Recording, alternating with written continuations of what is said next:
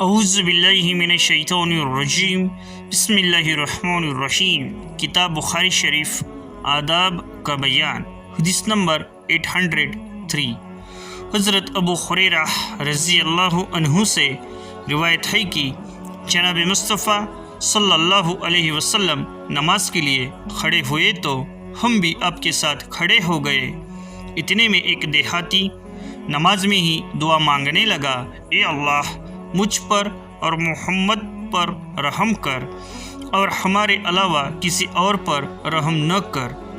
جب نبی کریم صلی اللہ علیہ وسلم نے سلام پھیرا تو دیہاتی سے کہا، تم نے کھلی ہوئی چیز اللہ کی رحمت کو تنگ کر دیا۔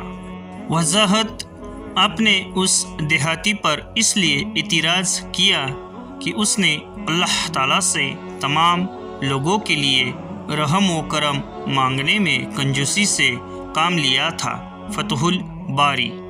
حدیث نمبر 804۔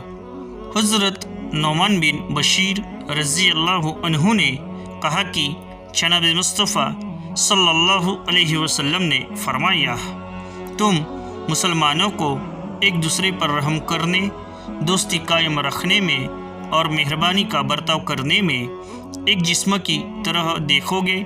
اگر جسم کا ایک حصہ انگ بیمار ہو جاتا ہے تو تمام حصے انگ بخار اور جاگنے میں اس کے شریک ہوتے ہیں۔ وضاحت: مسلم سماج میں ایک مسلمان کو کوئی تکلیف ہے تو دنیا بھر کے مسلمان اس وقت تک بے قرار اور بے چین رہے جب تک اس کی تکلیف دور نہ ہو جائے۔ فتح الباری۔ حدیث نمبر 805۔ حضرت انس بن مالک رضی اللہ عنہ نے کہا کہ جناب مصطفیٰ صلی اللہ علیہ وسلم نے فرمایا، جس مسلمان نے کوئی درخت پیڑ لگایا اور اس کا پھل انسانوں اور جانوروں نے کھایا تو لگانے والے کو صدقے کا ثواب ملے گا۔ وضاحت: اگر ہمارے درختوں پیڑوں میں سے کوئی کھائے تو اسے منع نہیں کرنا چاہیے بلکہ اجازت دے دینی چاہیے۔ کوشش کیجیے کہ جہاں بھی جگہ ملے زیادہ سے زیادہ پھلدار پیڑ لگائیں۔ حدیث نمبر 806۔ حضرت جریر رضی اللہ عنہ سے روایت ہے کہ نبی کریم صلی اللہ علیہ وسلم نے فرمایا، جو کسی پر رحم نہیں کرے گا تو اس پر بھی رحم نہیں کیا جائے گا۔ وضاحت: اس میں اللہ تعالیٰ کی تمام مخلوق، انسان، جانور، پیڑ پودے وغیرہ پر رحم کرنے کی تعلیم اور ہدایت کی گئی ہے۔ فتح الباری۔ حدیث نمبر 807۔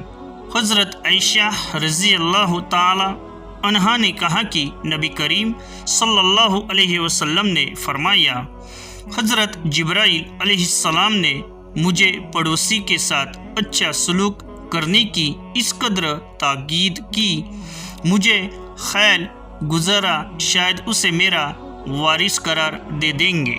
وضاحت: پڑوسی کا خیال رکھنے کی بہت تاکید کی گئی ہے۔ آپ کا ایک یہودی پڑوسی تھا، جب آپ کوئی جانور ذبح کرتے تو اس کے گھر بھی ہدیہ تحفہ بھیجتے۔ فتح الباری۔ ایسے ہی منتخب حدیث جاننے کے لیے ہمارے اس چینل کو سبسکرائب کرے، لائک کرے، کمنٹ کرے اور زیادہ سے زیادہ شیئر کرے۔ آپ کا موٹیویشن ہمارے لیے بہت ضروری ہے۔ اللہ تعالیٰ دین اور حدیث سمجھنے کی نیک توفیق دے۔ قرآن، حدیث اور بچوں کو دین سکھلانا ماں باپ کا فرض ہے۔